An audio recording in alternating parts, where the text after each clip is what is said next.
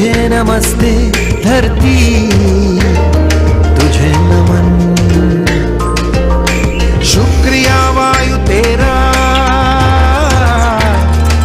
धन्यवाद गगन। कोश कोश का अभिनंदन, श्वास श्वास में हो चंदन। विश्व एक परिवार ने योग तो किया है वंदन। विश्व एक परिवार ने योग तो किया है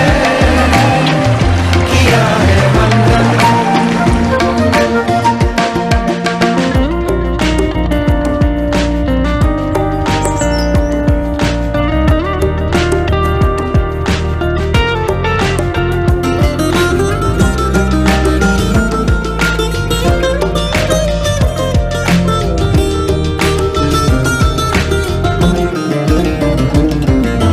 भारत का उपहार है, योग रोग पे प्रहार है। आपदा की हार है, योग तो पालनहार है। देश देश का पथ दर्शन, अंतर मन का नव सर्जन। विश्व एक परिवार ने योग तो किया है वंदन। विश्व एक परिवार ने योग तो किया है वंदन। Let's heal, let's nourish, The home will flourish. yoga is the way from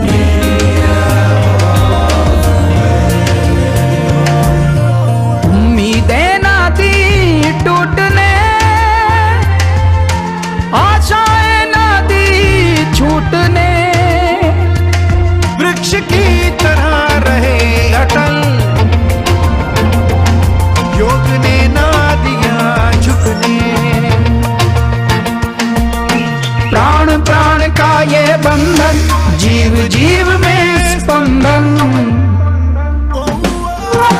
विश्व एक परिवार ने योग तो किया है वंदन। विश्व एक परिवार ने योग तो किया है वंदन। विश्व एक परिवार ने योग तो किया है विश्व एक परिवार ने योग तो किया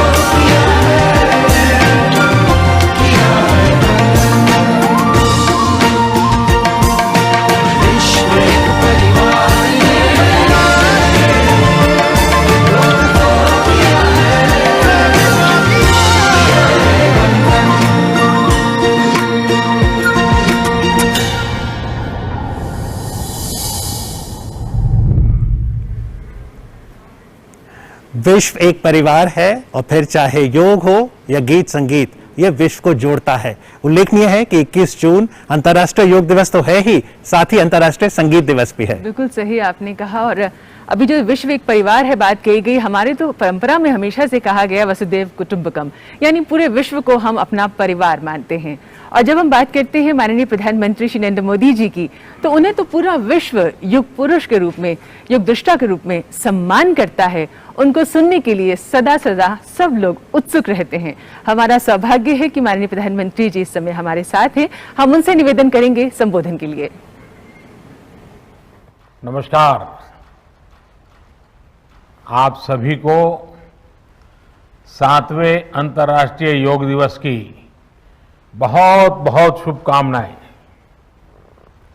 आज जब पूरा विश्व कोरोना महामारी का मुकाबला कर रहा है तो योग उम्मीद की एक किरण भी बना हुआ है। 2 वर्ष से दुनिया भर के देशों में और भारत में भले ही बड़ा सार्वजनिक कार्यक्रम आयोजित नहीं हुआ हो, लेकिन योग दिवस के प्रति उत्साह जरा भी कम नहीं हुआ है। कोरोना के बावजूद इस बार की योग दिवस की थीम योगा फॉर वेलनेस ने करोड़ों लोगों में योग के प्रति उत्साह को और भी बढ़ाया है। मैं आज योग दिवस पर ये कामना करता हूं कि हर देश, हर समाज और हर व्यक्ति स्वस्थ हो, सब एक साथ मिलकर एक दूसरे की ताकत बने।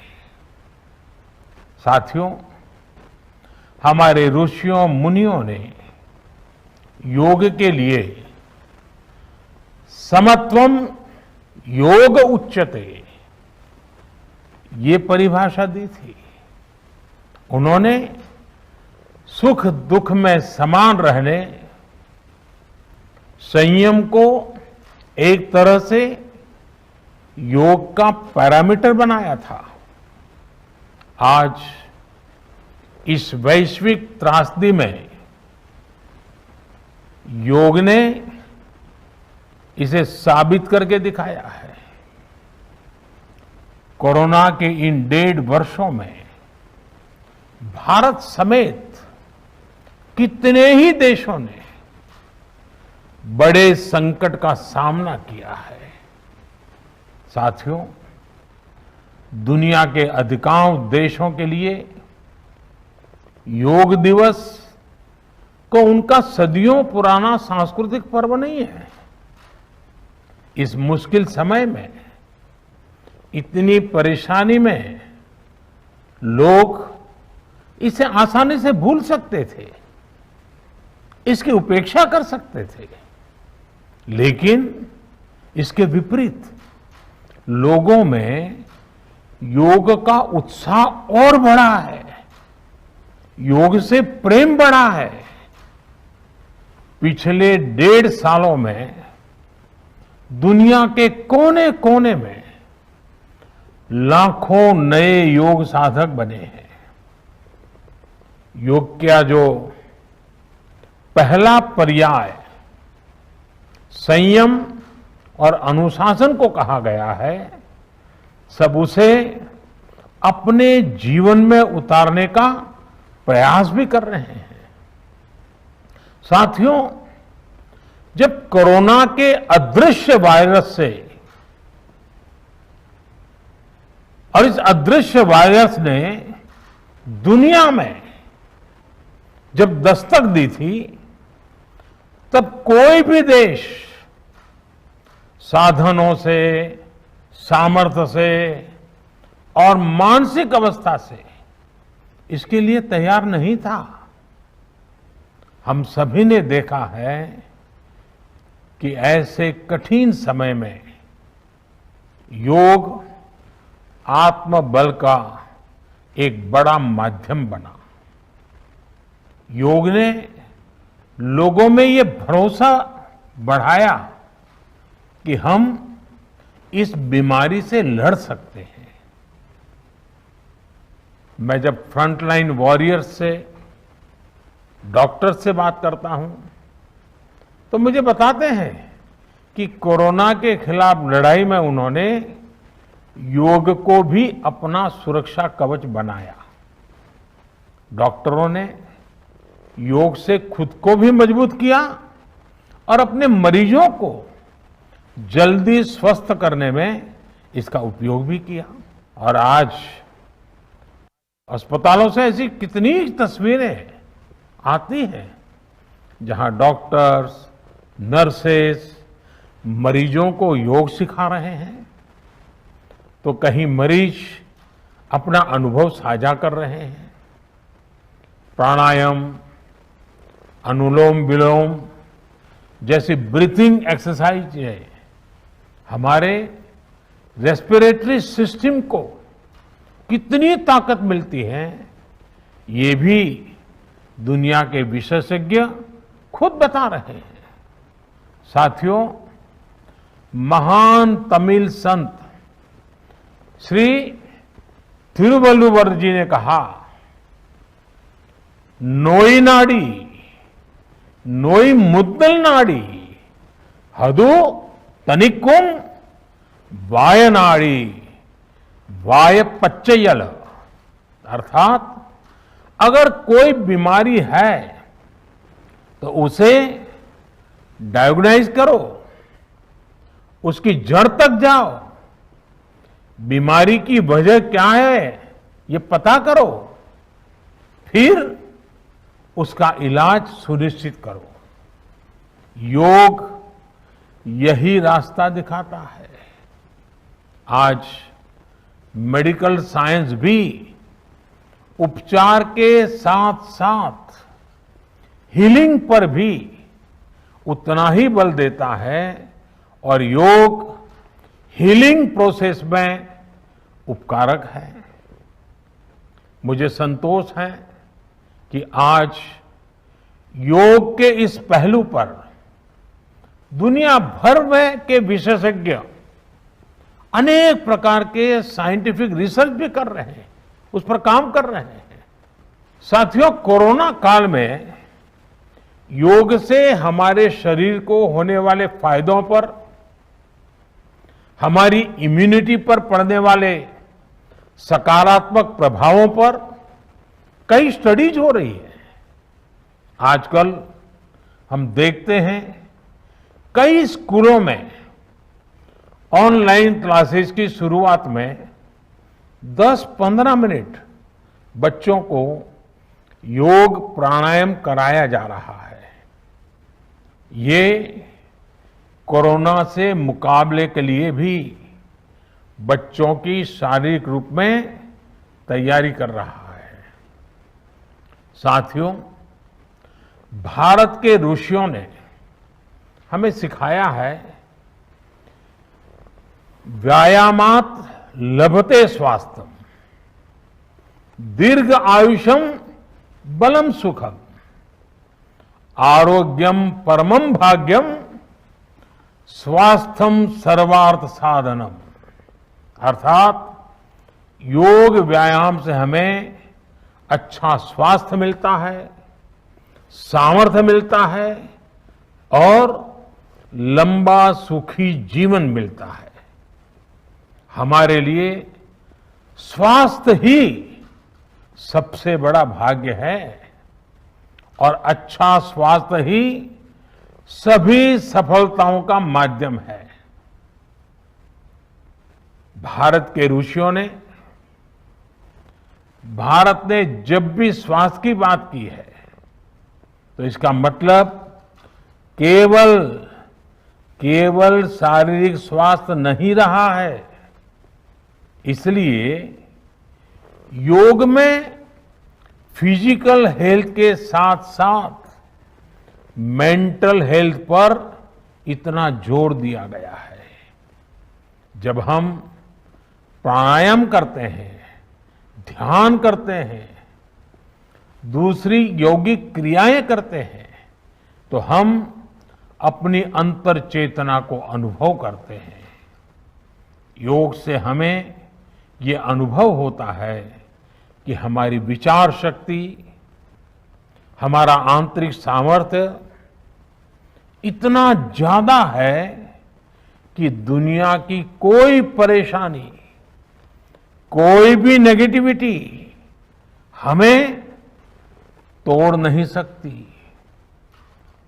योग हमें स्ट्रेस से स्ट्रेंथ की ओर और नेगेटिविटी से क्रिएटिविटी का रास्ता दिखाता है। योग हमें अवसाद से उमंग और प्रमाद से प्रसाद तक ले जाता है।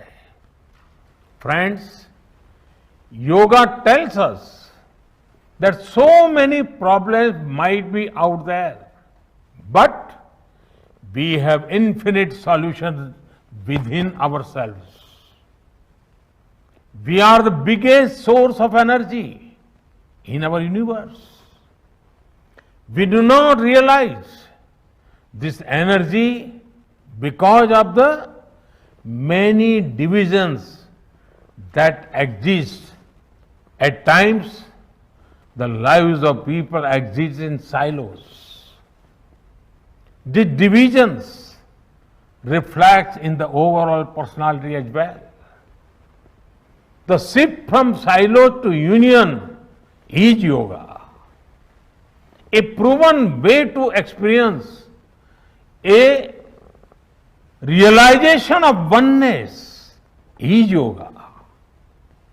I am reminded of the words of the great Gurudev Tagore, who said, and I quote, "The meaning of our self is not to be found in its separateness from God and others, but in the ceaseless realization of yoga of union," unquote.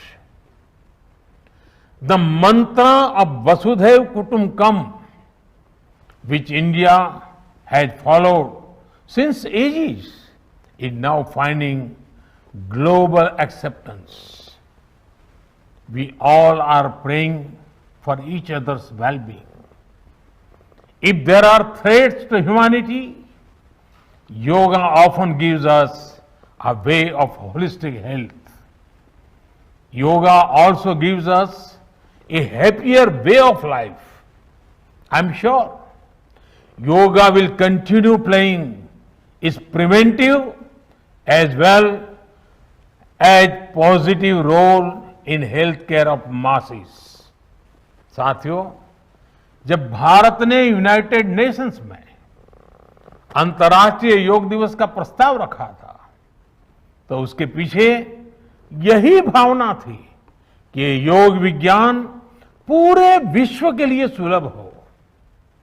आज इस दिशा में भारत ने United Nations WHO के साथ मिलकर एक और महत्वपूर्ण कदम उठाया है। अब विश्व को एम योगा ऐप की शक्ति मिलने जा रही है। इस ऐप में कॉमन योगा प्रोटोकॉल के आधार पर योग प्रशिक्षण के कई वीडियोस दुनिया की अलग अलग भाषाओं में उपलब्ध होंगे। ये आधुनिक टेक्नोलॉजी और प्राचीन विज्ञान के फ्यूजन का भी एक बेहतरीन उदाहरण है। मुझे पूरा विश्वास है एम योगा ऐप योग का विस्तार दुनिया भर में करने और वन वर्ल्ड वन हेल्थ के प्रयासों को सफल बनाने में बड़ी भूमिका निभाएगा। साथियों, गीता में कहा गया है, तम विद्या दुख संयोग वियोगम योग संगीतम, अर्थात दुखों से वियोग को, मुक्ति को ही योग कहते हैं। सबको साथ लेकर चलने वाली मानवता की ये योग यात्रा हमें ऐसे ही अनवरत आगे बढ़ानी है। चाहे कोई भी स्थान हो, कोई भी परिस्थिति हो, कोई भी आयु हो, हर एक के लिए योग के पास कोई न कोई समाधान जरूर है। आज विश्व में योग के प्रति जिज्ञासा रखने वालों की संख्या बहुत बढ़ रही है। देश विदेश में योग प्रतिष्ठानों की संख्या में भी वृद्धि हो रही है। ऐसे में योग का जो मूलभूत तत्व ज्ञान है, मूलभूत सिद्धांत है, उसको कायम रखते हुए योग जन जन तक पहुंचे, अविरत पहुंचे, निरंतर पहुंचे, ये कार्य आवश्यक है। और ये कार्य योग से जुड़े लोगों को, योग के आचार्यों को, योग के प्रचारकों को साथ मिलकर करना चाहिए। हमें खुद भी योग का संकल्प लेना है और अपनों को भी इस संकल्प से जोड़ना है। योग से सहयोग तक का ये मंत्र हमें एक नए भविष्य का मार्ग दिखाएगा, मानवता को सशक्त करेगा। इन्हीं शुभकामनाओं के साथ आज अंतर्राष्ट्रीय योग दिवस पर पूरी मानव जात को, आप सभी को बहुत बहुत शुभकामनाएं, बहुत बहुत धन्यवाद।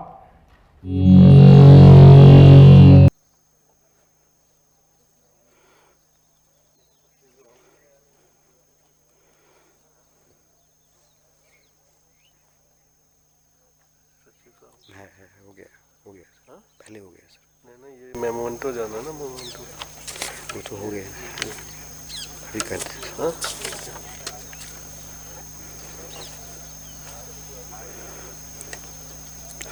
इसी को आगे बढ़ाते हुए इसी क्रम को अब मैं प्रोफेसर उत्तम कुमार शर्मा, कुल सचिव उत्तराखंड आयुर्वेद विश्वविद्यालय से आग्रह करता हूं कि वो हमारे श्री चंद्रेश कुमार, सचिव आयुष एवं आयुष शिक्षा, उत्तराखंड शासन को औषध पादप पात्र प्रतीक चिन्ह से सम्मानित करेंगे। ठीक है, ठीक है।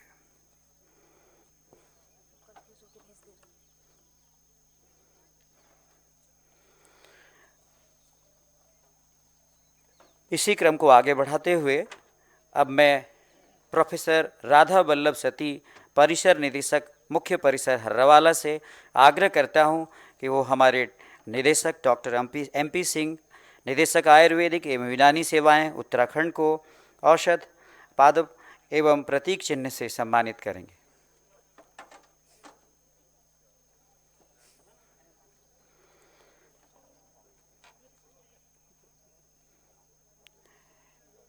इसी क्रम को आगे बढ़ाते हुए अब मैं डॉक्टर मिथिलेश कुमार, जिला आयुर्वेद यूनानी अधिकारी देहरादून से अनुरोध करता हूं कि वो जिलाधिकारी देहरादून डॉक्टर आशीष श्रीवास्तव जी का स्वागत करेंगे।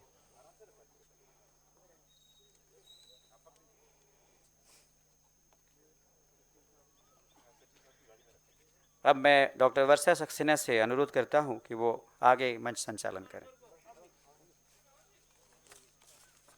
धन्यवाद सर। इसी क्रम को आगे बढ़ाते हुए अब मैं श्री चंद्रेश कुमार जी, सचिव आयुष एवं आयुष शिक्षा, उत्तराखंड शासन को स्वागत संबोधन के लिए आमंत्रित करना चाहूंगी।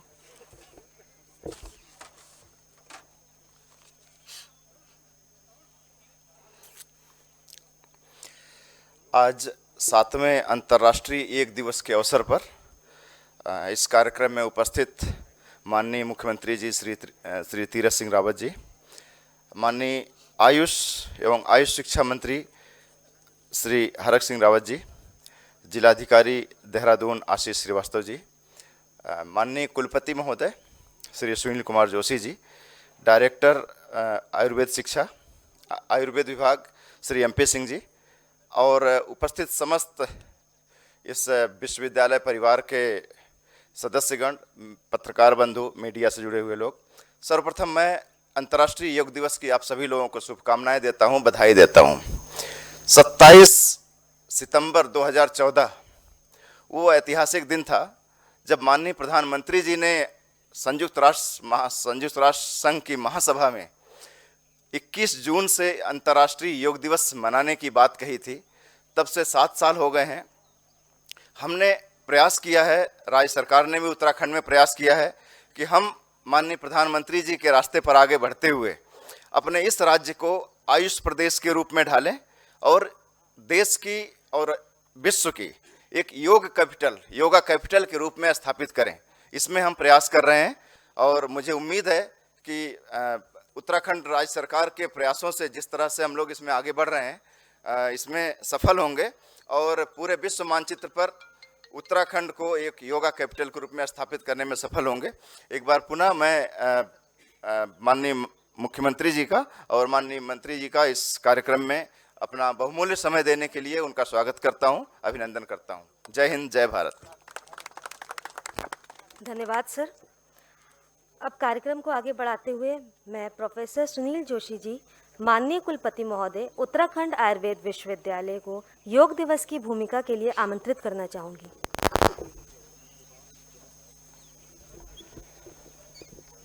सातवें अंतर्राष्ट्रीय योग दिवस के अवसर पर उत्तराखंड आयुर्वेद विश्वविद्यालय के इस परिसर में हमारे माननीय मुख्यमंत्री जी का आगमन हुआ है। ये हम सभी के लिए सौभाग्य का विषय है। हमारे बीच हमारे माननीय मुख्यमंत्री, हमारे माननीय आयुष मंत्री जी, हमारे सचिव आयुष शिक्षा, हमारे जिलाधिकारी, मीडिया बंधु और हमारे सारी फैकल्टी मेंबर्स तथा निदेशालय के सभी गणमान्य हमारे सदस्यगण, ये हम सभी के लिए सौभाग्य का विषय है कि हम आज 7वें अंतर्राष्ट्रीय दिवस पर यहाँ उपस्थित हुए हैं। जैसा कि हमारी सरकार का संकल्प है कि ये पूरा प्रदेश आयुष प्रदेश के नाम से हमारा जाना जाता है और योग की राजधानी के रूप में भी जाना जाता है। तो इसके लिए आयुष विभाग के द्वारा जो प्रयास हो रहे हैं उसमें एक कड़ी के रूप में हम लोग आज एक नया पुष्प जोड़ने जा रहे हैं। अभी हम लोगों ने बोर्ड ऑफ स्टडीज़ के माध्यम से विभिन्न प्रकार के कोर्सों को स्थापित किया है और मैं माननीय मुख्यमंत्री जी और माननीय आयुष मंत्री जी की उपस्थिति में ये घोषणा करता हूं कि आज से हम लोग अपने विश्वविद्यालय में सर्टिफिकेट कोर्स, डिप्लोमा कोर्स और पोस्ट ग्रेजुएट डिप्लोमा कोर्स प्रारंभ करने जा रहे हैं। ये हम सभी के लिए गर्व का विषय है। आप जैसे सभी जानते हैं कि योग की महत्ता आज कोरोना के काल में सबको पता चली है। पूरे देश में और पूरे विश्व में आज आयुर्वेद और योग के विषय में लोगों का कहना है कि हम कोरोना में यदि बचे हैं तो इन वैदिक चिकित्सा पद्धतियों की वजह से भी बचे हैं। हम योग के माध्यम से परिस्थितियों को तो नहीं बदल सकते, लेकिन योग के अनुशीलन से जो प्रतिक्रिया उत्पन्न होती है उससे हम परिणामों को जरूर बदल सकते हैं। How to react, it is very important and the every person who is doing the yoga he knows how to react with the situation. तो योग के विषय में आज हम पूरा देश हमारी तरफ देख रहा है, पूरे भारतवर्ष की तरफ देख रहा है और एक ऐसा अवसर हम लोगों के पास आया है कि आज विश्व को पुनः चिकित्सा के क्षेत्र में, चाहे शारीरिक स्वास्थ्य हो, मानसिक स्वास्थ्य हो और आध्यात्मिक स्वास्थ्य हो, उसके क्षेत्र में हम लोग विश्व गुरु बना सकते हैं। इन्हीं शब्दों के साथ आप सभी का हृदय से बहुत बहुत आभार, बहुत बहुत धन्यवाद और अंतर्राष्ट्रीय योग दिवस की बहुत बहुत शुभकामनाएं। नमस्कार। धन्यवाद सर। आज 21 जून 2021 सोमवार को हम सब मिलकर यहाँ पर अंतर्राष्ट्रीय योग दिवस मना रहे हैं। आप सबसे अनुरोध है कि आप सब लोग यहाँ पर आसन ग्रहण करिए। आइए हम सब मिलकर सामान्य योग का अभ्यास करते हैं। अब मैं इसके आगे डॉक्टर मन्नत मारवा जी को बुलाना चाहूँगी कि वो आगे का योग अभ्यास कराएं।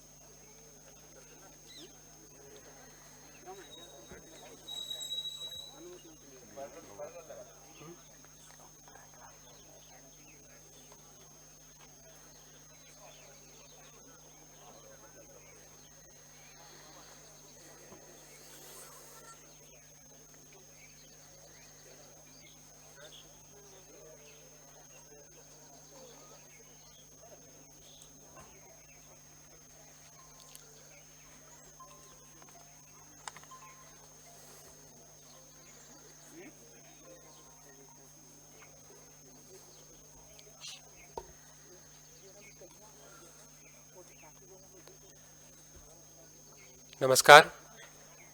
कृपया आप सब अपने आसन पर खड़े हो जाएं।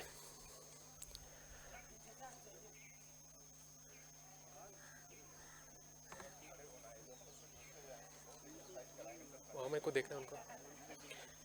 योगाभ्यास में सर्वप्रथम वंदना करेंगे।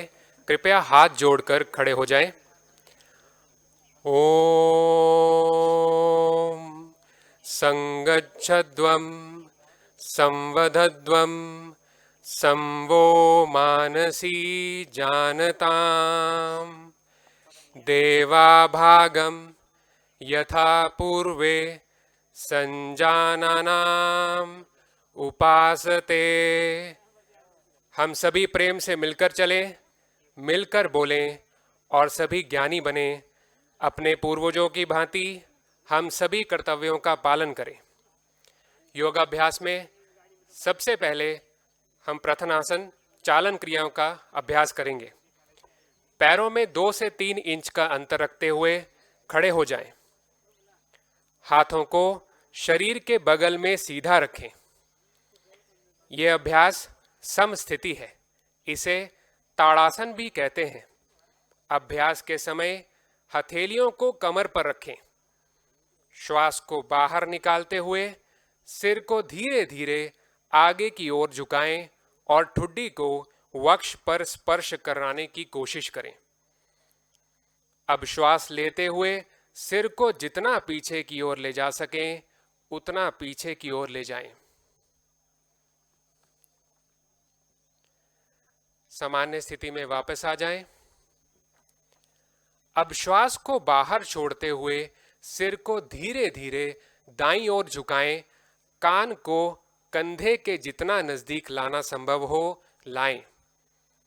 इस बात का ध्यान रखें कि कंधे की ऊपर की ओर ना उठे। श्वास को अंदर ग्रहण करते हुए सिर को सामान्य स्थिति में लाएं। इसी प्रकार श्वास को बाहर छोड़ते हुए सिर को बाईं तरफ झुकाएं। श्वास को अंदर ग्रहण करते हुए सिर को सामान्य स्थिति में लाएं। अब सिर को सीधा रखें। श्वास को बाहर छोड़ते हुए सिर को आराम से दाईं ओर घुमाएं, जिससे ठुड्डी और कंधे एक सीध में आ जाएं। श्वास को अंदर लेते हुए सिर को सामान्य स्थिति में लाएं। इसी प्रकार श्वास को बाहर छोड़ते हुए सिर को बाईं ओर घुमाएं। अब श्वास को अंदर लेते हुए सिर को सामान्य स्थिति में लाएं। अब श्वास छोड़ते हुए सिर को आगे की ओर झुकाएं और ठुड्डी को सीने से स्पर्श करें। श्वास को अंदर लेते हुए सिर को धीरे धीरे घड़ी की सुई की दिशा में घुमाएं तथा वापस लाते समय श्वास को बाहर छोड़ें। इस प्रकार ग्रीवा एक बार पूरी तरह से घुमाएं।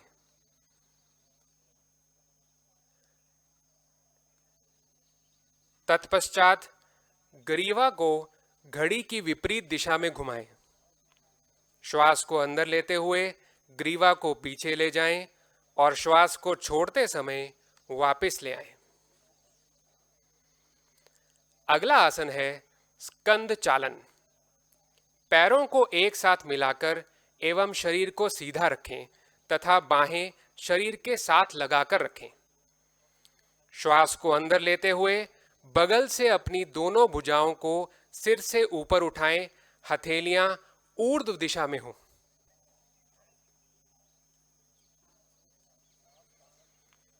श्वास को छोड़ते हुए भुजाओं को नीचे की तरफ लाएं। उंगलियों को मिलाते हुए दोनों हथेलियों को पूरी तरह खुला रखें। अगला आसन है स्कंद चालन। सीधे खड़े हो जाएं। बाएं हाथ की अंगुलियों को बाएं कंधे पर रखें। उसी तरह दाएं हाथ की अंगुलियों को दाएं कंधे पर रखें। दोनों कोहनियों को पूरी तरह चक्राकार घुमाएं। श्वास को अंदर लेते हुए दोनों कोहनियों को ऊपर की तरफ ले जाएं व श्वास छोड़ते हुए नीचे लाएं। कोहनियों को वक्ष स्थल के सामने स्पर्श कराने की कोशिश करें। पीछे की ओर कोहनियों को खींचकर घुमाएं और वापस लाते हुए भुजाएं शरीर को स्पर्श करें। अब आगे से पीछे की ओर इस क्रिया को यानी घड़ी की सुई की दिशा में 2 बार दोहराएं।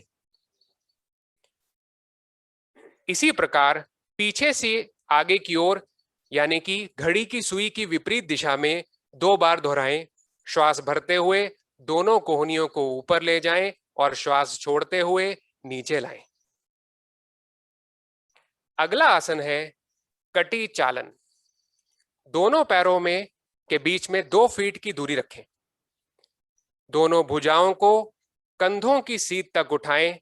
इस समय दोनों हथेलियां समानांतर स्थिति में एक दूसरे के आमने सामने हो। श्वास को बाहर छोड़ते समय शरीर को बाईं ओर घुमाएं, जिससे कि दाईं हथेली बाएं कंधे को छुए। श्वास को अंदर लेते हुए पूर्व स्थिति में वापस आ जाएं। अब श्वास को बाहर छोड़ते समय शरीर को दाईं ओर घुमाएं, जिससे कि बाईं हथेली दाएं कंधे को छुए। श्वास को अंदर लेते हुए पूर्व स्थिति में वापस आ जाएं। अगला आसन है घुटना संचालन। श्वास को शरीर के अंदर ग्रहण करते हुए अपनी भुजाओं को कंधे के स्तर तक लाएं और हथेलियों को नीचे की ओर रखें। श्वास छोड़ते हुए घुटनों को मोड़ें और शरीर को आधे बैठने की स्थिति में लाएं। अभ्यास की अंतिम स्थिति में दोनों भुजाएं और जांघाएं जमीन की तरफ समानांतर स्थिति में होनी चाहिए। श्वास को शरीर के अंदर ग्रहण करते हुए शरीर को सीधा रखें और छोड़ते हुए हाथों को वापस नीचे लाएं।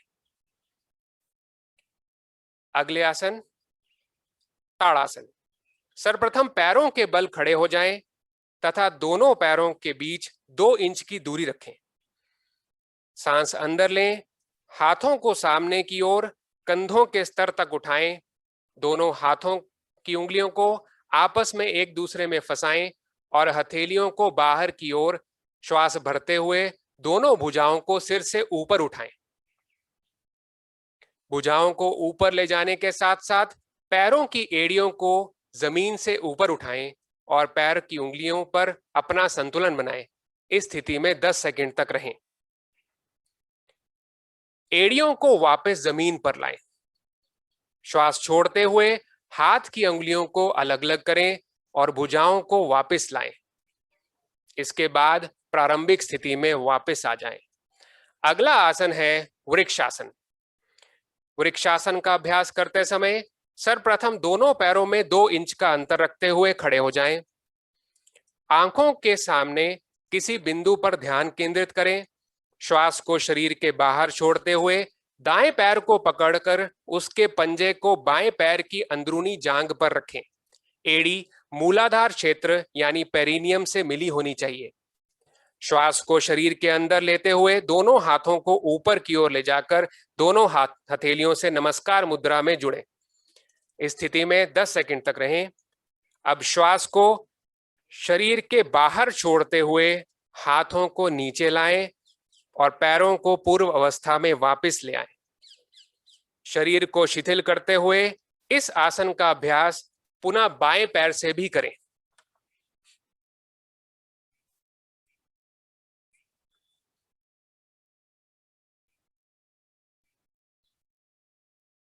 पुनः सम स्थिति में वापस लौट आए। अगला आसन है पाद हस्तासन। पाद हस्तासन का अभ्यास करते समय सर्वप्रथम दोनों पैरों में 2 इंच का अंतर रखते हुए खड़े हो जाएं। धीरे धीरे श्वास को शरीर के अंदर खींचते हुए हाथों को ऊपर की ओर ले जाना चाहिए। कटी भाग से शरीर को ऊपर की ओर ले जाएं।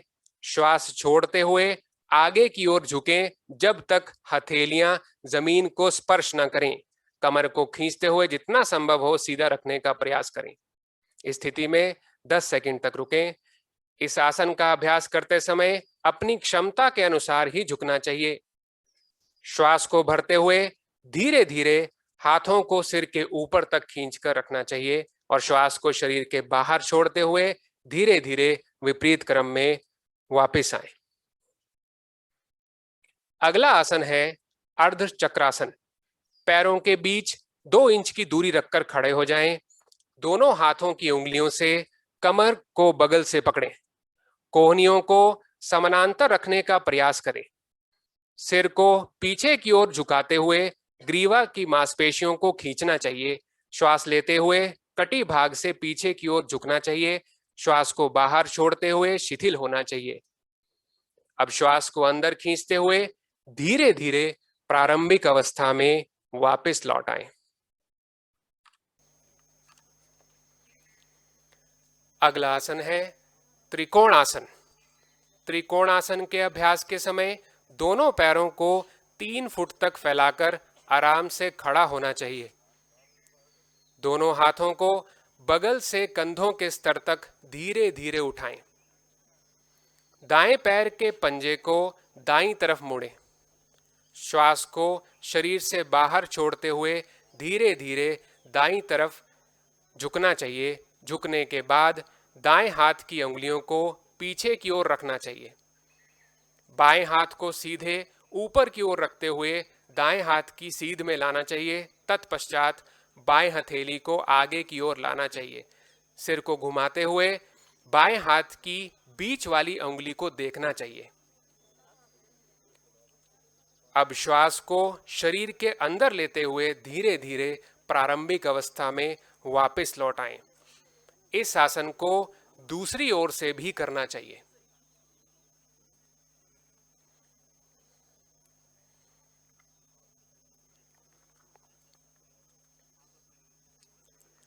प्रारंभिक अवस्था में वापस आ जाएं।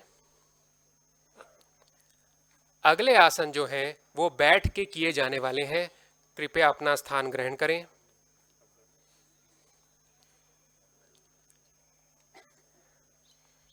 इनमें प्रथम आसन है भद्रासन। दोनों पैरों को सामने की ओर खींचते हुए सीधा बैठें। दोनों हाथों को कमर के पीछे जमीन पर रखें और शरीर को ढीला छोड़ दें। ये विश्राम आसन की स्थिति है। अब दोनों पैरों को सामने की ओर सीधा फैलाकर पीठ और कमर को सीधा रखते हुए बैठते हुए दोनों हाथों को नितंब के पास रखें और हथेलियां जमीन पर रखें। अब दोनों पैरों के तलवे को आप पास पास ले आएं। श्वास बाहर छोड़ते हुए पैरों की उंगलियों को हाथों से पकड़कर दृढ़ करें। श्वास भरते हुए एड़ियों को मूलाधार क्षेत्र के जितने नजदीक हो सके ले आएं। अपनी जंघा को जमीन से लगाने की कोशिश करें। इस अवस्था में 10 सेकंड तक रुकें तथा सामान्य रूप से श्वास लेते रहें।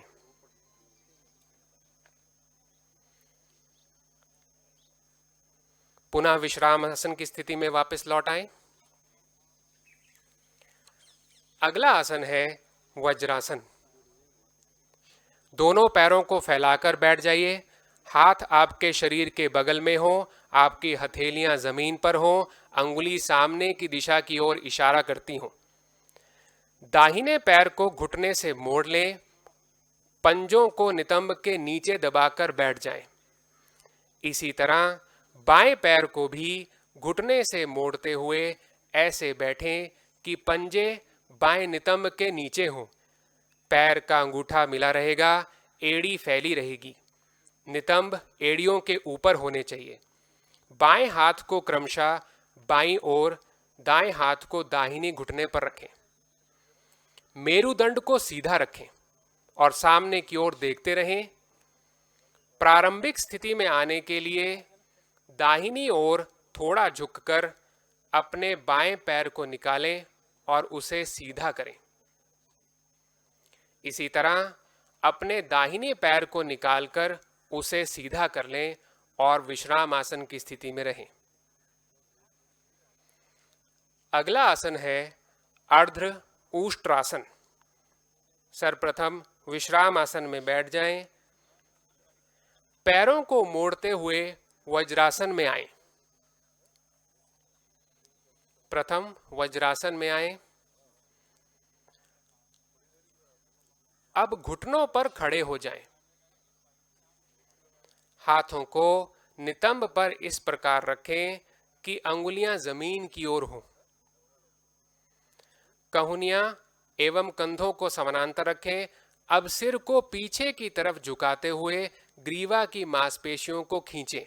श्वास अंदर खींचें एवं धड़ को जितना संभव हो सके झुकाएं।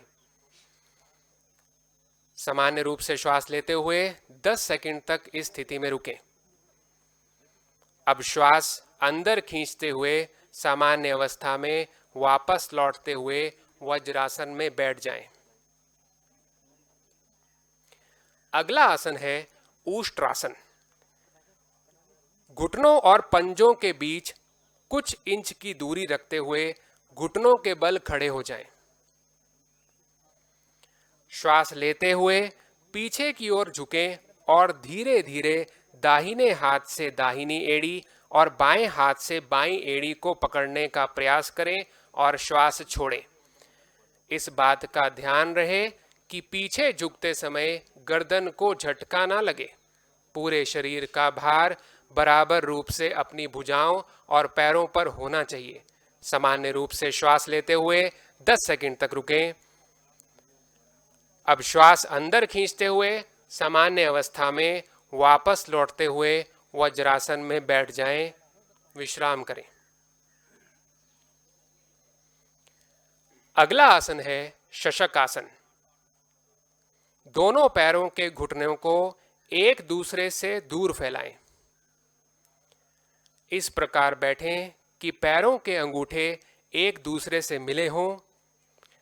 श्वास लेते हुए दोनों हथेलियों को घुटनों के बीच जमीन पर रखें। श्वास छोड़ते हुए आगे की ओर झुकें और ठुड्डी को जमीन पर रखें। दोनों भुजाएं समानांतर हों। सामने की ओर देखें और इस स्थिति को बनाए रखें। अब श्वास को अंदर खींचते हुए ऊपर की ओर आ जाएं और श्वास को छोड़ते हुए हाथों को नीचे लाएं। अगला आसन है उत्तान मंडूकासन। वज्रासन में बैठे रहें। दोनों अंगूठों को सटाते हुए दोनों घुटनों को जितना अधिक हो सके उतना फैलाएं। अपने दाएं हाथ को उठाएं, उसे कोहनी से मोड़ते हुए पीछे ले जाकर बाएं कंधे से नीचे की ओर रखें। इसी प्रकार बाएं हाथ का उपयोग करते हुए करें और अपनी हथेली को ऊपर ले जाकर दाएं कंधे के नीचे की ओर रखें। कुछ देर तक इस स्थिति में रुकें। उसके बाद विपरीत क्रम से वापस आएं और विश्राम आसन में विश्राम करें। अगला आसन है वक्रासन। समस्थिति में बैठ जाएं, पैरों को आगे रखें। सर्वप्रथम दाएं पैर को मोड़ते हुए उसके पंजे को बाएं घुटने के बगल में रखें। बाएं हाथ को दाएं घुटने के पास लाएं और दाएं पैर के अंगूठे को पकड़ लें अथवा हथेली को दाएं पैर के पास रखें। दाएं हाथ को पीछे ले जाएं और हथेली को जमीन पर रखें जब तक कि पीठ लंबवत ना हो जाए। श्वास छोड़ते हुए शरीर को दाईं तरफ घुमाएं। इस स्थिति में 10 सेकंड तक बने रहें। सामान्य ढंग से श्वास प्रश्वास लेते रहें और शरीर को शिथिल रखें। अब श्वास को लेते हुए अपने शरीर को वापस लाएं और श्वास छोड़ते हुए शिथिल हो जाएं। इस अभ्यास का क्रम दूसरी तरफ से भी करें।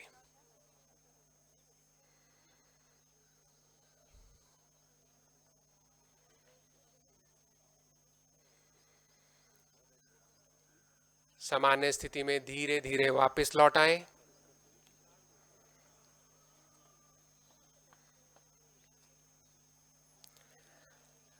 अगला आसन है भुजंगासन।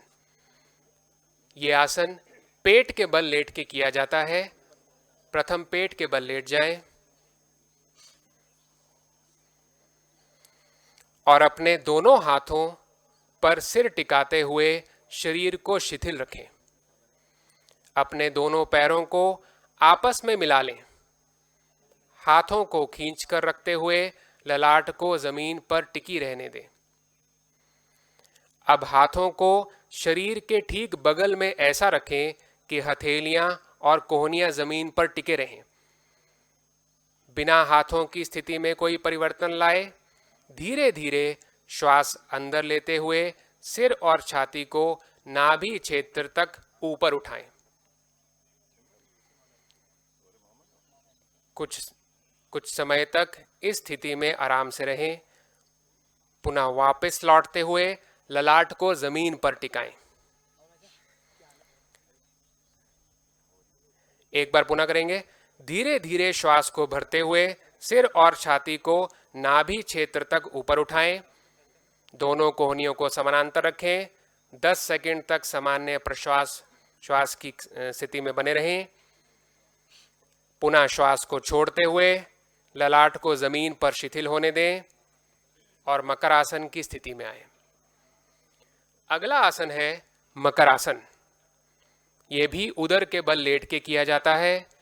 पैरों को एक दूसरे से दूर फैलाकर पंजों को बाहर की ओर रखें। दोनों हाथों को मोड़ते हुए बाईं हथेली पर दाईं हथेली रखें। तत्पश्चात सिर को दाएं एवं बाएं दिशा में अपने हाथों पर रखें। आंखें धीरे धीरे बंद करें। पूरे शरीर को शिथिल होने दें। ये स्थिति मकरासन है। अगला आसन है शलभासन। अभ्यास विधि। सर्वप्रथम मकरासन की स्थिति में लेट जाएं। अब ठुड्डी को जमीन पर टिकाकर दोनों हाथों को शरीर के बगल में रख लें। ध्यान रहे कि हथेलियां ऊपर की ओर यानी आसमान की ओर होनी चाहिए। श्वास अंदर खींचें और घुटनों को बिना मोड़े पैरों को जमीन से जितना हो सके ऊपर उठाएं। हाथों को इस तरह दबाएं कि शरीर जमीन से आसानी से ऊपर उठ सके। इस स्थिति में 10 सेकंड तक रहें और सामान्य रूप से श्वास लेते रहें। अब श्वास बाहर छोड़ते हुए पैरों को जमीन पर वापस ले आएं। कुछ समय के लिए मकरासन में विश्राम करें। अगला आसन है सेतुबंध आसन। पुनः पीठ के बल लेट जाएं।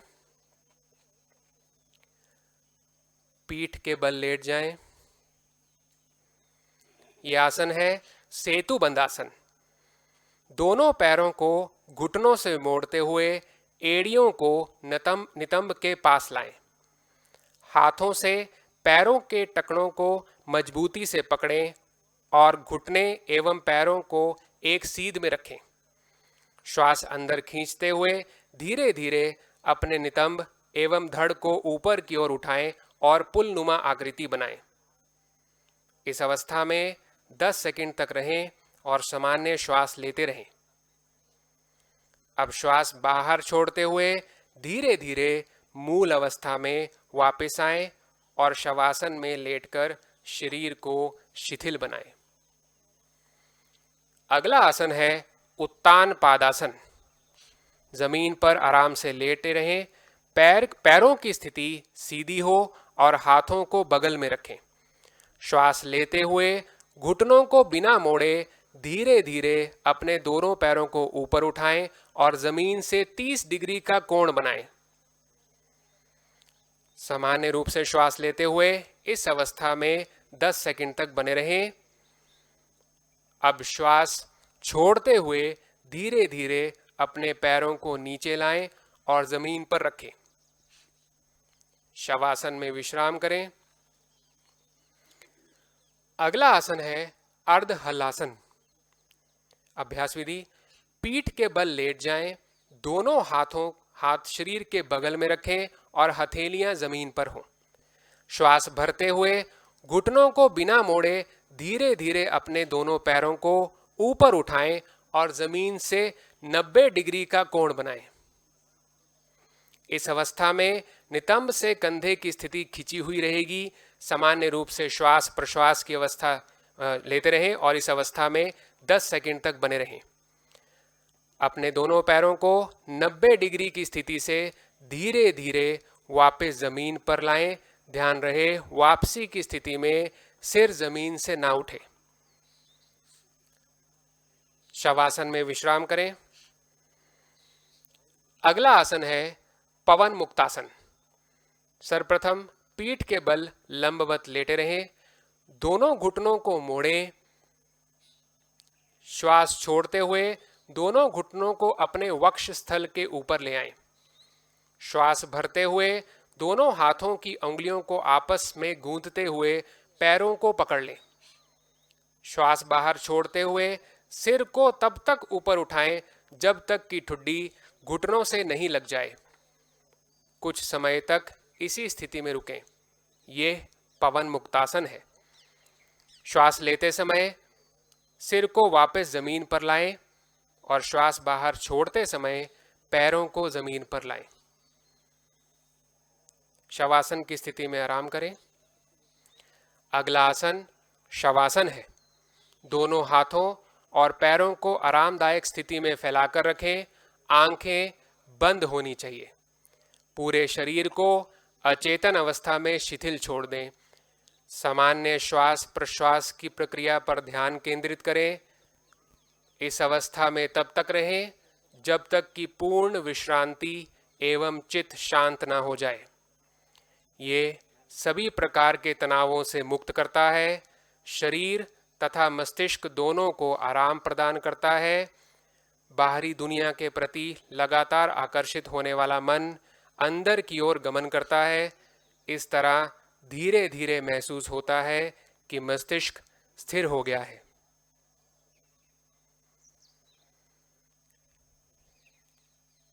आसन की समाप्ति पर अब हम क्रियाभ्यास करेंगे। कृपया बैठ जाएं। इन क्रियाभ्यास में सर्वप्रथम कपालभाति है। किसी भी आरामदायक स्थिति में बैठ जाएं। अपनी आंखें बंद करके पूरे शरीर को शिथिल कर लें। दोनों नासिका रंध्रों से गहरी सांस लें और वक्ष स्थल को फैलाएं। उदर की निचली मांसपेशियों को दबाव पूर्वक अंदर बाहर करते हुए श्वास छोड़ें और ग्रहण करें। आपको सक्रियता पूर्वक श्वास बाहर छोड़ना और निष्क्रियता पूर्वक उच्छ्वास करना है। 30 बार करेंगे।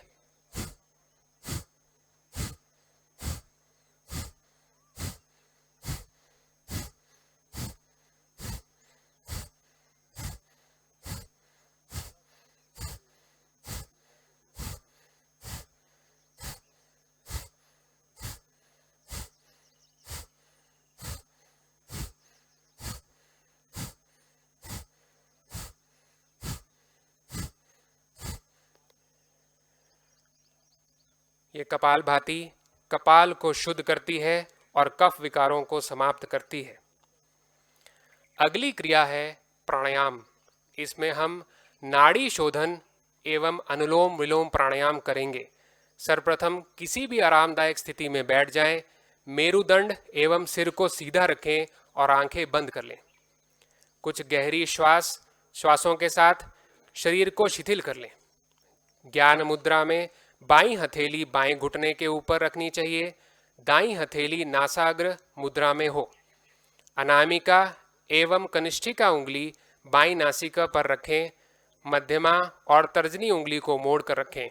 दाएं हाथ का अंगूठा दाईं नासिका पर रखें। अब बाईं नासिका रंध्र खोलें और बाईं नासिका से श्वास ग्रहण करें। इसके बाद कनिष्ठिका और अनामिका उंगलियों से बाईं नासिका बंद कर लें। दाईं नासिका से अंगूठा हटाकर वहां से श्वास बाहर छोड़ें। तत्पश्चात एक बार दाईं नासिका से श्वास ग्रहण करना चाहिए। श्वासोच्छ्वास के अंत में दाईं नासिका को बंद करें और बाईं नासिका खोलें। इसके द्वारा श्वास बाहर छोड़ें। ये पूरी प्रक्रिया नाड़ी शोधन या अनुलोम विलोम प्राणायाम कहलाती है। सामान्य स्थिति में वापस आ जाएं।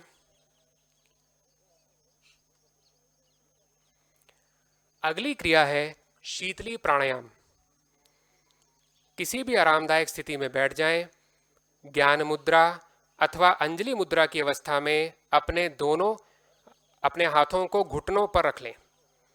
जीभ को किनारे से मोड़कर ट्यूब के आकार का बना लें। इस ट्यूब नुमा जीभ से सांस लेते हुए जितना हो सके हवा शरीर के अंदर प्रवेश करें और जीभ को मुख के अंदर वापस ले जाएं, मुख बंद कर लें। अब दोनों नासिका रंध्रों से धीरे धीरे श्वास छोड़ें। एक बार फिर से करेंगे। ट्यूब नुमा जीभ से सांस लेते हुए जितना हो सके हवा शरीर के अंदर प्रवेश कराएं, जीभ को मुख के अंदर वापस ले जाएं और मुख बंद कर लें और दोनों नासिका रंध्रों से धीरे धीरे श्वास छोड़ें। ये शीतली प्राणायाम है। अगली क्रिया है भ्रामरी प्राणायाम। सर्वप्रथम किसी भी आरामदायक स्थिति में बैठ जाएं और आंखें बंद कर लें। नासिका के द्वारा एक लंबा गहरा श्वास लें। अंगूठों से कर्ण छिद्र बंद कर लें। तर्जनी उंगली को आंखों से कानों पर रखें और दोनों मध्यमा उंगली को नासा रंध्रों पर रखें। अनामिका ऊपर वाले होंठ के ऊपरी हिस्से पर और कनिष्ठिका नीचे वाले होंठ के नीचे हिस्से पर लगाएं। अब धीरे धीरे नियंत्रित रूप से श्वास को भरते हुए छोड़ें और ध्यान रहे बाहर छोड़ते समय भंवरे जैसी आवाज निकालें।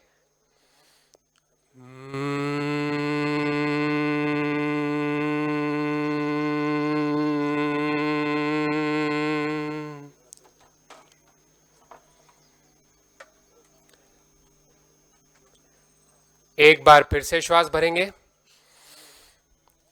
छोड़िए।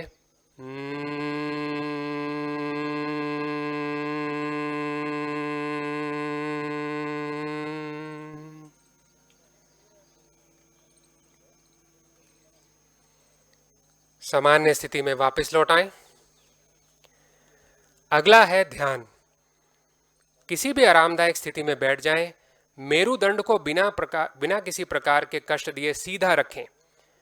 ज्ञान मुद्रा या ध्यान मुद्रा धारण करें। अंगूठे और तर्जनी उंगली के सिरों को आपस में स्पर्श कराएं। आंखें बंद करके मुख को थोड़ा ऊपर की ओर उठाकर बैठ जाएं। मुख को थोड़ा सा ऊपर की दिशा में उठाकर एकाग्रचित्त होकर बैठ जाएं। बिना किसी पर विशेष ध्यान केंद्रित किए केवल अपनी भौहों के बीच हल्का सा ध्यान केंद्रित करें और अपनी आती जाती श्वासों को महसूस करें। पूर्व विचारों को छोड़ने का प्रयास करें। पवित्र व निर्मल विचार मन में लाने का प्रयास करें। ये ध्यान योग अभ्यास का सबसे महत्वपूर्ण घटक है। ये अभ्यासकर्ता को नकारात्मक भावनाओं से दूर रखता है। भय, क्रोध, अवसाद, चिंता दूर करता है और सकारात्मक भावनाएं विकसित करने में सहायता करता है। ये मस्तिष्क को शांत और निश्चल रखता है। एकाग्रता, स्मृति, विचारों की स्पष्टता और मनोबल को बढ़ाता है। पूरे शरीर और मस्तिष्क को पर्याप्त आराम देते हुए उन्हें तरोताजा करता है। सामान्य स्थिति में वापस आ जाएं। यहाँ हमारे क्रियाभ्यास समाप्त होते हैं। आइए इस सत्र का समापन संकल्प से करें। आप सब मेरे साथ संकल्प करेंगे। हमें अपने मन को हमेशा संतुलित रखना है। इसमें ही हमारा आत्मविकास समाया है। मैं अपने कर्तव्य स्वयं के प्रति, कुटुंब के प्रति, कार्य, समाज और विश्व के प्रति शांति, आनंद और स्वास्थ्य के प्रचार के लिए प्रतिबद्ध हूँ। अंत में आप सब मेरे साथ शांति पाठ का आह्वान करेंगे। ओम सर्वे भवन्तु सुखिनः, सर्वे सन्तु निरामयः, सर्वे भद्राणि पश्यन्तु, मा कश्चित् दुःख भग भवेत्।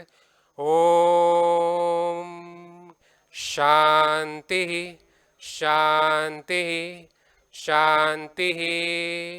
सब सुखी हो, सब निरोग हो, सब निरामय हो, सबका मंगल हो और कोई दुखी ना हो। इसी के साथ आज का ये योगाभ्यास कार्यक्रम यहीं समाप्त होता है। धन्यवाद। धन्यवाद डॉक्टर मंदत। योग से हमें उमंग की प्राप्ति होती है, अवसाद से प्रमाद की प्राप्ति होती है। इसी क्रम को आगे बढ़ाते हुए अब वक्त है विशिष्ट योग प्रदर्शन का। अब हमारे बीच दिलराज कौर, योगा ब्रांड एम्बेसडर उत्तराखंड, विशिष्ट योग प्रदर्शन करेंगी।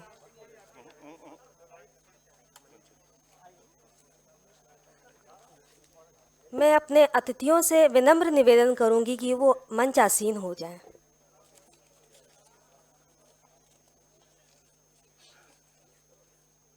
दूर से लोग सबका आना चाहिए, दूर से।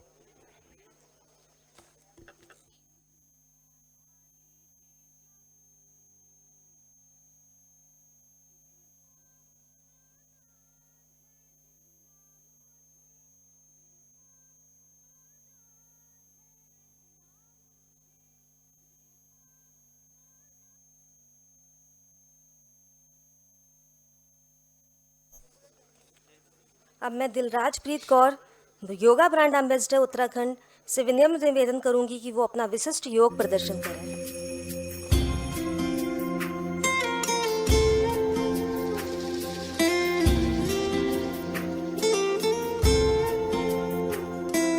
दीवारें ऊंची है, गलियां है तंग, लंबी डगर है पर हिम्मत है संग। पाँव पे छाले हैं, सांसें बुलंद, लड़ने चली हूँ आजादी की जंग। बेखौफ आजाद है जीना मुझे, बेखौफ आजाद है रहना मुझे, बेखौफ आजाद है जीना मुझे, बेखौफ आजाद है रहना मुझे।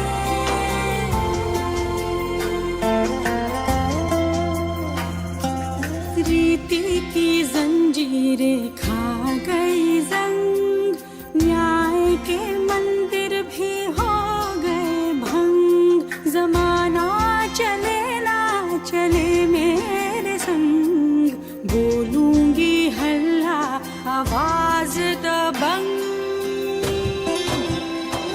बेखौफ आजाद है कहना मुझे, बेखौफ आजाद है रहना मुझे, बेखौफ आजाद है कहना मुझे, बेखौफ आजाद है रहना मुझे।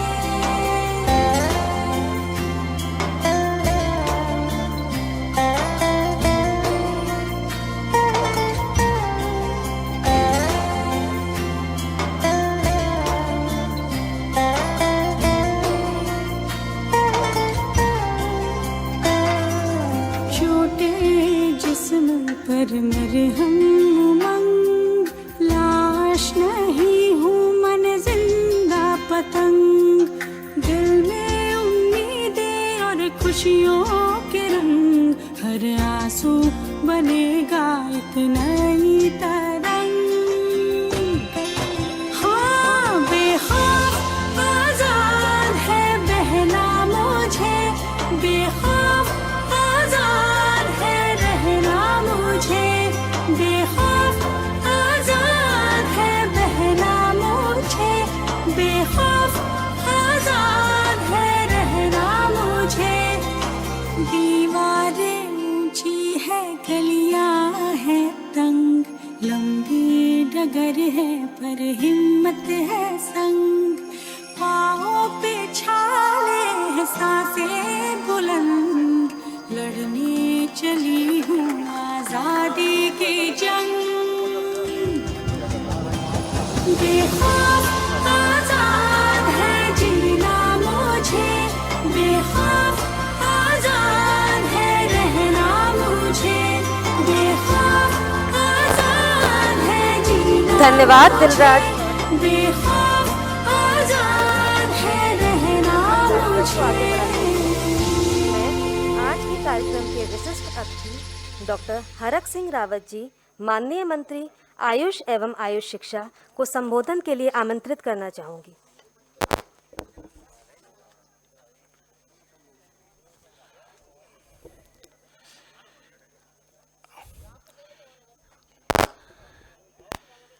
आज अंतर्राष्ट्रीय योग दिवस के अवसर पर मैं प्रदेश के मुख्यमंत्री माननीय तीरथ सिंह रावत जी का आयुष मंत्रालय की ओर से, आयुष विश्वविद्यालय की ओर से और सभी जो इस योग में सम्मिलित हो रहे हैं, ऑनलाइन ऑफलाइन, उन सब की ओर से हार्दिक अभिनंदन और स्वागत कर रहा हूं। बहुत सम्मानित हमारे विश्वविद्यालय के कुलपति डॉक्टर जोशी जी, बहुत सम्मानित हमारे सचिव जिनको सिर्फ 1 सप्ताह हुआ है और इस 1 सप्ताह में उनको ये चुनौती अंतर्राष्ट्रीय योग दिवस की थी। पिछले वर्ष कोरोना महामारी के समय मैंने अपने घर में और माननीय मुख्यमंत्री ने अपने घर पर योगा किया था, अब उसका लाइव प्रोग्राम हुआ था। उससे पहले देश के प्रधानमंत्री, यह सौभाग्य भी हमको मिला है कि अंतर्राष्ट्रीय योग दिवस के अवसर पर देश के प्रधानमंत्री नरेंद्र मोदी जी हमारे बीच में आए और उससे पहले हमने परेड ग्राउंड में अंतर्राष्ट्रीय योग दिवस मनाया। लेकिन हमारे चंद्रेश जी का सुझाव था उत्तराखंड आयुर्वेदिक विश्वविद्यालय में हमें यह कार्यक्रम करना चाहिए। हमने दोनों ही व्यवस्था की थी, ऊपर हॉल में भी यह व्यवस्था की थी और मैदान में व्यवस्था की थी। और इंद्र देवता की कृपा हो गई कि वो आज इतना सुंदर मौसम आज हमारे बीच में है कि सही मायने में आज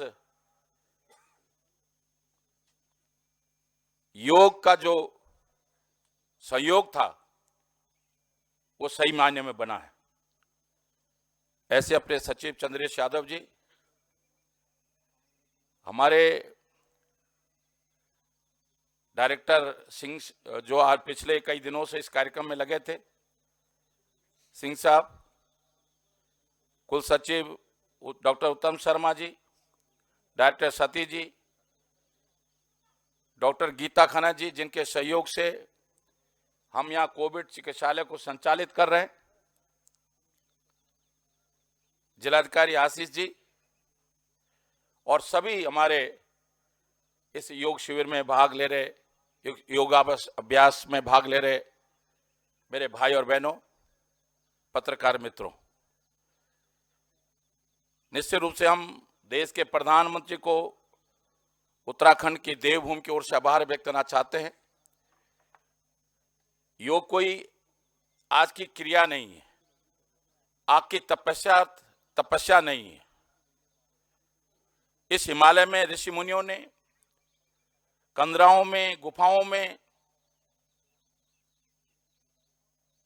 हमेशा योग किया है, लेकिन इस हिमालय की गुफाओं से, हिमालय कंदराओं से, ऋषि मुनियों के आश्रमों से निकलकर ये योग उत्तराखंड देवभूमि से निकलकर देश की सीमाओं को लांघते हुए देश के प्रधानमंत्री के अथक प्रयासों से आज अंतर्राष्ट्रीय योग दिवस के रूप में हम मना रहे हैं।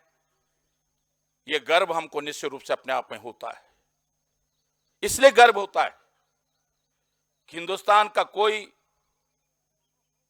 दिवस ऐसा दिवस है जिसकी शुरुआत उत्तराखंड की देवभूमि से और हिंदुस्तान से हुई हो और आज पूरी दुनिया उस दिवस को मना रही हो। ये हमको फक्र होता है, गर्व होता है कि हम हिंदुस्तानी हैं, हम उत्तराखंडी हैं। और इसलिए आज ये देवभूमि गंगा यमुना की ये भूमि, और जब मैं कहता हूं कि गंगा यमुना की बात करता हूं तो ये सिर्फ गंगा यमुना नहीं, दो नदियां नहीं, ये दो सभ्यताएं हैं। और आज इस दो सभ्यताओं के भूमि से निकलकर आज जिस तरह पूरी दुनिया को कोरोना महामारी में जिस तरह देश के प्रधानमंत्री ने आज केवल हिंदुस्तानियों को संदेश नहीं दिया, पूरी दुनिया को संदेश दिया। उन्होंने केवल हिंदुस्तान के स्वस्थ जीवन की कामना नहीं की, उन्होंने पूरे ब्रह्मांड की, पूरी धरती की स्वस्थ जीवन की कामना की। और ये केवल हिंदुस्तान की फिलॉसफी हो सकती है, ये केवल हिंदुस्तान का विचार हो सकता है, दर्शन हो सकता है कि जो हिंदुस्तान की धरती से निकलकर वसुधैव कुटुंबकम की बात हम करते हैं, विश्व सुख की बात हम करते हैं, विश्व बंधुत्व की बात करते हैं। ये निश्चित रूप से हमें सौभाग्य मिला है। और इस कोरोना महामारी में योग, हम ऐसे अवसर पर योग दिवस मना रहे हैं, अंतर्राष्ट्रीय योग दिवस मना रहे हैं, जब हमने दूसरी लहर में बहुत सारे अपने लोगों को खो दिया है, बहुत सारे अपने चिर परिचितों को हमने अपने सामने सांसें तोड़ते हुए देखा है। इन सांसों का महत्व पर्यावरण मंत्री के रूप में, वन मंत्री के रूप में मैं महसूस कर सकता हूं। और मैं जो हमेशा एक बात कहता था कि एक दिन वो आएगा कि हम एटीएम की तरह जिस तरह पैसा निकालने के लिए जाते हैं, उसी तरह हम ऑक्सीजन लेने के लिए बूथ पे जाने की अवसर आएगा। लेकिन हम सौभाग्यशाली उत्तराखंड के लोग कि योग और शुद्ध पर्यावरण के बीच में हम सब लोग यहां रह रहे हैं और सही मायने में हमने पर्यावरण को शुद्ध रखा, योग की सही साधना हमने की, तो निश्चित रूप से हम स्वयं को भी बचा सकते हैं और हम निश्चित रूप से अपने परिवार को बचा सकते हैं, अपने गांव को बचा सकते हैं, उत्तराखंड को बचा सकते हैं, हिंदुस्तान को बचा सकते हैं, दुनिया को बचा सकते हैं। तो मैं इस कामना के साथ कि आज हमने सिर्फ यहाँ पे कुछ अभ्यास किया, ये हमारे जीवन का जिस तरह हम रोज दिनचर्या करते हैं, नाश्ता करते हैं, खाना खाते हैं, सोते हैं, दिन भर अपना काम करते हैं, उसमें कुछ समय हम निश्चित रूप से अपने शरीर, तन और मन के लिए कुछ समय जरूर निकालें और रोज अपने जीवन की ये आदत बना लें। तो मैं सोचता हूं सही मायने में आज का हमारा ये पर्व सार्थक हो जाएगा। इन्हीं शब्दों के साथ मैं विश्वविद्यालय के कुलपति जी को इस उम्मीद के साथ कि जिस तरह उन्होंने आज घोषणा की, मैं जब से आयुष मंत्रालय मेरे पास आया था, मैं एक बात जरूर कहना चाहता हूं इस अवसर पर, ये कोई पैथी हो, चाहे मॉडर्न पैथी हो, यूनानी पैथी हो, होम्योपैथी हो, चाहे हमारे देश की आयुर्वेदिक पैथी हो, ये हमारा सौभाग्य है कि पूरी आयुर्वेद चरक संहिता पर विचार आधारित है। और उस तपस्वी ने कर्ण आश्रम के ऊपर पौड़ी कोटद्वार के नजदीक चरक डांडा पर चरक संहिता की रचना की है। और हमारी सरकार ने घोषणा की है कि हम अंतर्राष्ट्रीय शोध संस्थान, आयुर्वेदिक शोध संस्थान वहां बनाएंगे। और हमने आपको दो जगह जमीन दे दी है। चरक डांडा पे 1200 नाली जमीन प्रदेश सरकार ने आपको दे दी है। अभी 10 एकड़ जमीन हमने आपको कोटद्वार में, जहां मेडिकल कॉलेज बन रहा है, वहां आपको उपलब्ध करा दी है। हमने घोषणा की है विश्वविद्यालय के फंड से शुरुआत, जो आपके डेवलपमेंट फंड है 10 करोड़ के, उस फंड से उस शोध संस्थान की शुरुआत होनी चाहिए। तो मुझे पूरा भरोसा है। और ये योग में निश्चित रूप से मुझे बड़ा कष्ट होता था, मैं अभी माननीय मुख्यमंत्री से भी कह रहा था कि विश्वविद्यालय, ऋषिकुल, गुरुकुल 100 साल पुराने कॉलेज हमारे, संस्थाएं हमारी हैं, लेकिन दुर्भाग्य था कि योग का पाठ्यक्रम नहीं था। यहां निजी संस्थानों में योग का पाठ्यक्रम है, ऋषिकेश के आश्रमों में योग के पाठ्यक्रम चलते हैं, लेकिन हमारे विश्वविद्यालय में ना डिप्लोमा के कार्यक्रम, ना डिग्री के कार्यक्रम नहीं थे। मैं पिछले 4 सालों से माननीय मुख्यमंत्री से और जो भी कुलपति इस विश्वविद्यालय के रहे उनसे कहता रहा कि जिस धरती की पहचान, जिस विश्वविद्यालय की पहचान, जिस क्रिया से, जिस तपस्या से है, आप उसकी शुरुआत नहीं कर रहे। तो मैं निश्चित रूप से आपसे निवेदन करना चाहता हूं, आज आपने घोषणा की है, वो घोषणा तक नहीं रही। देखिए, मैं आज आपको बहुत साफ कहना चाहता हूं कि अब लोगों का विश्वास घोषणाओं पे नहीं रहा, लोगों का विश्वास शिलान्यास पर भी नहीं है, लोगों का विश्वास क्रियान्वयन पर है। जब तक आपका पाठ्यक्रम शुरू नहीं होगा, मैं तब तक नहीं मानूंगा कि आपने पाठ्यक्रम शुरू कर दिया। और वो पाठ्यक्रम आप शुरू करेंगे तो मैं इन्हीं शब्दों के साथ, हमारे दिलराज जी ने जिस तरह, निश्चित रूप से ये हमारे लिए केवल उत्तराखंड के लिए नहीं, पूरे देश के लिए हमारे लिए गर्व का एक विषय है कि जिस तरह पूरे उत्तराखंड विश्वविद्यालय को, आयुर्वेदिक विश्वविद्यालय को, और जिस तरह उत्तराखंड को आज उनके कारण आज, और इस देश को जिस तरह अंतर्राष्ट्रीय स्तर पर उन्होंने आज योग के माध्यम से, अपने तपस्या के माध्यम से जिस तरह नाम दिया है, इसके लिए मैं उसका भी हृदय से आभार व्यक्त करना चाहता हूँ। नेहा नंदा जी का भी, जो यहाँ के अनुदेशक हैं, मैं इन सब का, और जितने लोग, आप सब लोग यहाँ उपस्थित हुए हैं, मैं इस विभाग के मंत्री के रूप में आप सबका स्वागत और अभिनंदन करके धन्यवाद देना चाहता हूँ। धन्यवाद सर। धन्यवाद आपको आपकी नीति एवं सहयोग के लिए जो आपने उत्तराखंड आयुर्वेद विश्वविद्यालय को प्रदान किया। धन्यवाद, पुनः रूप से आपका धन्यवाद। स्वस्थस्य स्वास्थ्य रक्षणम आतुरस्य विकार प्रशमनम च। इसी क्रम को आगे बढ़ाते हुए मैं हमारे बीच में मौजूद मुख्य अतिथि श्री तीरथ सिंह रावत जी, माननीय मुख्यमंत्री उत्तराखंड को आशीर्वचनों के लिए आमंत्रित करना चाहूँगी।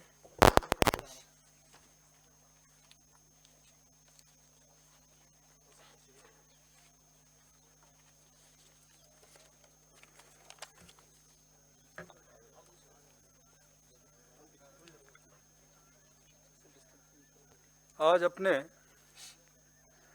7वां अंतर्राष्ट्रीय योग दिवस के उपलक्ष्य में इस आयुर्वेदिक संस्थान विश्वविद्यालय के प्रांगण में हमारे आयुष, वन, पर्यावरण मंत्रालय के सम्मानित कैबिनेट मंत्री माननीय डॉक्टर हरक सिंह रावत जी, हमारे सचिव श्रीमान चंद्रेश यादव जी, अपने कुलपति माननीय जोशी जी, डायरेक्टर माननीय MP सिंह जी, डॉक्टर गीता खन्ना जी, सम्मानित मंच, उपस्थित बहनों और भाइयों, आप सबको नमन। मित्रों, आज 7वां अंतर्राष्ट्रीय योग दिवस है। आदरणीय प्रधानमंत्री मोदी जी ने सन 2014 में प्रारंभ किया, शुरू किया, तो जो आज देश नहीं तो दुनिया के कई देशों में यह अंतर्राष्ट्रीय दिवस मनाया जा रहा है। और उत्तराखंड की धरती तो वो धरती है जिसने कि योग ऐसा शुरू किया, जैसे कि माननीय हरक सिंह जी ने कहा, यहीं से निकल करके देश और दुनिया के अंदर यह योग पहुंचा। आज चाहे ऋषिकेश के बगल में स्वर्गाश्रम और लक्ष्मण झूला हो, हरिद्वार हो, और ऋषिकेश का नाम तो अभी जब रेलवे स्टेशन पड़ा था योग नगरी करके, ऐसा उसका नाम से शुरू हुआ। इसकी एक पहचान है। मित्रों, भाइयों बहनों, लेकिन इस कोरोना काल में भी हम लोगों ने ऑनलाइन, जैसे मुझे बताया चंद्रेश जी ने, कि लगभग 2-2,500 ऐसे योग आज जुड़े हुए हैं, सब लोग अपने जिलों से, और प्रयास किया कि ब्लॉक और CSC तक भी यह कार्यक्रम हो। लगभग 5-7 हज़ार लोग आज ऐसे जुड़े हैं आप उत्तराखंड से। ये मैं बधाई देता हूँ आपको, आपके इस प्रयास को। ऐसे समय पे भी आपने शुरू किया। मित्रों, बहनों और भाइयों, योग जो शारीरिक और मानसिक कल्याण के लिए योग का अभ्यास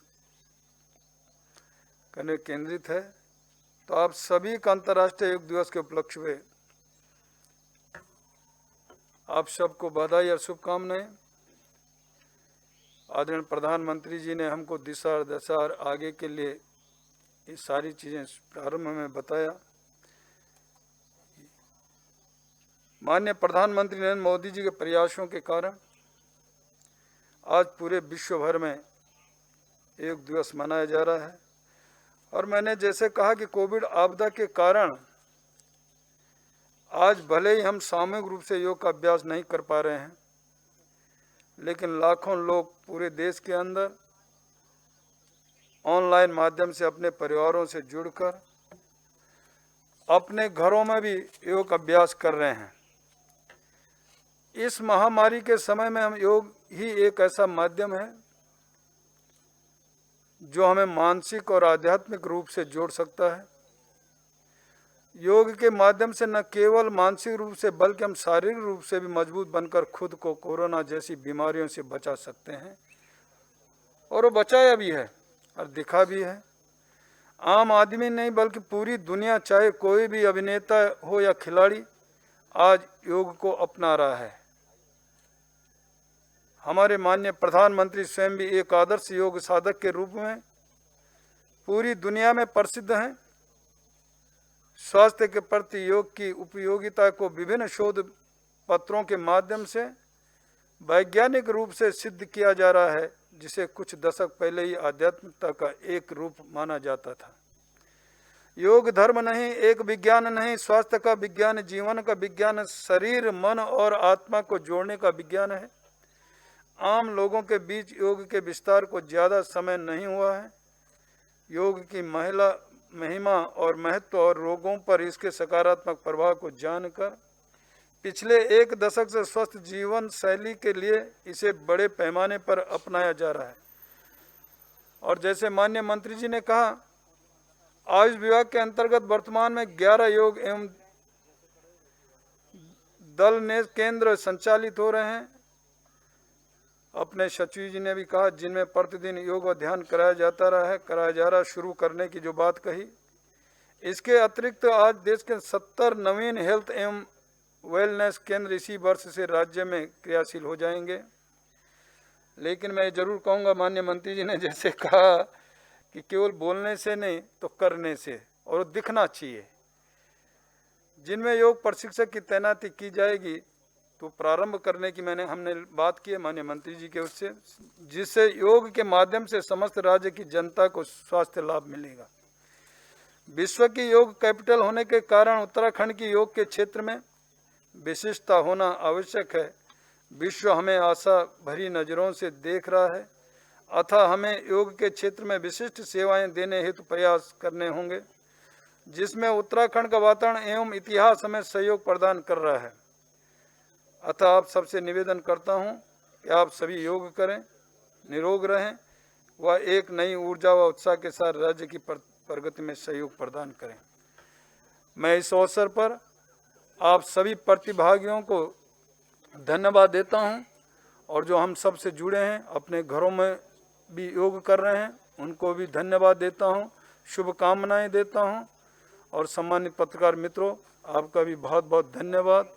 और इतना ही नहीं, तो अभी जो मुझे बताया कि यहाँ ब्रांड एम्बेसडर अभी एक जो दलजीत कौर बताया, दिल्लात पिता, और वास्तव में उन्होंने जिस तरह का अपना यहाँ पे प्रस्तुत किया योग का, उसके लिए मैं उनको भी बहुत बहुत बधाई देता हूँ और शुभकामनाएं देता हूँ। और इससे और लोग भी प्रेरणा लें, आगे बढ़ें, अपने को स्वस्थ रखें, औरों को भी स्वस्थ रखें, ऐसी मेरी शुभकामनाएं। बहुत बहुत धन्यवाद, साधुवाद, नमस्कार। डॉक्टर मन्नत मारवा, नेहा नंदा,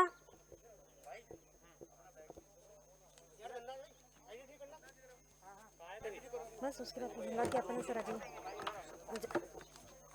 कार्यक्रम के अंत में अब हम धन्यवाद ज्ञापन के लिए डॉक्टर MP सिंह, निदेशक आयुर्वेदिक एवं यूनानी सेवाएं उत्तराखंड से आग्रह करते हैं कि वो यहाँ मंच पर, पोडियम पर आएं और धन्यवाद ज्ञापन करें।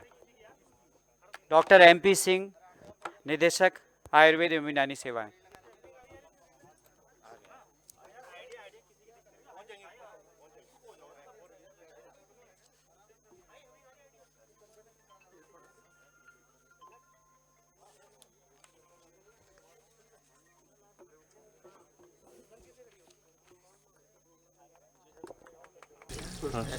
भाई साहब जी सर। अभी लगाने दो, पेड़ लगाने दो। ये कौन सा है? ये मल्टी कौन सा है? ये कपूर है। उत्तराखंड में अंतर्राष्ट्रीय। चलो ठीक है। थोड़ी सी डालो और डालो, मिट्टी डालो जरा, मिट्टी डालिए दब जाएगा ना। माननीय मंत्री जी तो लगाते रहते हैं, प्रधानमंत्री हमारे। नहीं, यहाँ का महत्व तो विशेष है। वो लगाइए मिट्टी और से यहाँ के देंगे सर। आज 5 साल और पॉट मिट्टी डालो। नेता है फरक भी वो भी यहाँ पर इस वक्त पौधारोपण करते हुए नजर आ रहे हैं। प्रदेश के मुख्यमंत्री आपका आदमी बोलते रहो।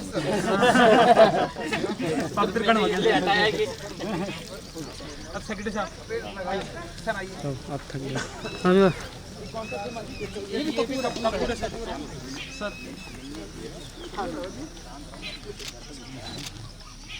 नरेंद्र जी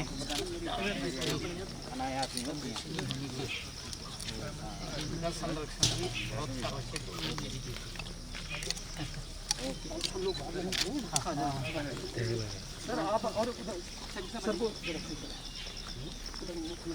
सर एक सर एक बार एक फोटो सर आपका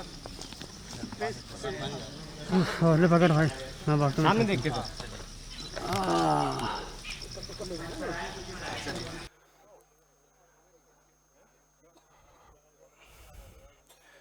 डीएम साहब,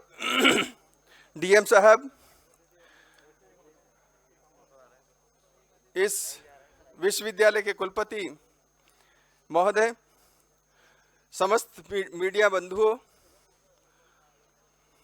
हमारे विभाग के समस्त अधिकारी, कर्मचारी और समस्त मिनिस्ट्रियल स्टाफ, हमारे प्रदेश की योगा एम्बेसडर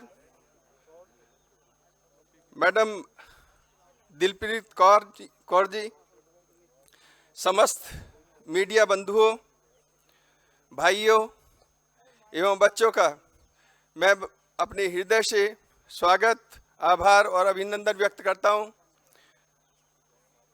हम सभी भारतवासी मानव कल्याण के लिए 7वां अंतर्राष्ट्रीय योगा दिवस देवभूमि उत्तराखंड में मना रहे हैं। स्वास्थ्य के दृष्टिगत हमारी योग सामान्य दिनचर्या का भाग अति आवश्यक है, जिसमें हम शारीरिक और मानसिक रोगों से हमेशा के लिए निर्मुक्त रह सकते हैं। महोदय, विभाग को चिकित्सा के क्षेत्र में डेवलप करने के लिए आज हम माननीय मंत्री जी को एवं प्रदेश के मुखिया माननीय मुख्यमंत्री जी को एक विज्ञापन भी प्रेषित करेंगे। मैं पुनः विभाग की ओर से समस्त सम्मानितों का आभार अभिनंदन करते हुए अपनी वाणी को विराम देता हूं एवं इस कार्यक्रम के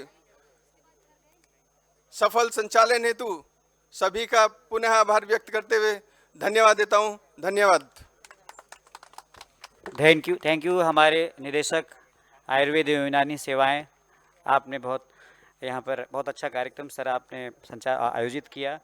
अब मैं राष्ट्रगान हेतु सभी से अनुरोध करता हूं कि 2 मिनट यहाँ पर खड़े हो जाएं और इस कार्यक्रम को हम सभी लोग प्लीज़ सामने की तरफ खड़े हो जाएं। राष्ट्रगान होना है, प्लीज़ राष्ट्रगान होना है, सामने आ जाएं। सभी लोग सामने खड़े हो जाएं एक सीट में।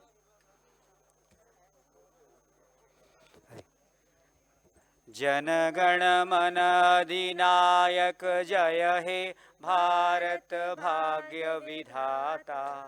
पंजाब सिंध गुजरात मराठा द्रविड़ उत्कल बंग, विंध्य हिमाचल यमुना गंगा उच्छल जलधि तरंग। तब शुभ नामे आगे, तब शुभ आशीष मांगे, गाहे सब जय गाथा। जन गण मंगलदायक जय हे भारत भाग्य विधाता। जय हे जय हे जय हे जय जय जय जय हे। बहुत बहुत धन्यवाद। जय जय।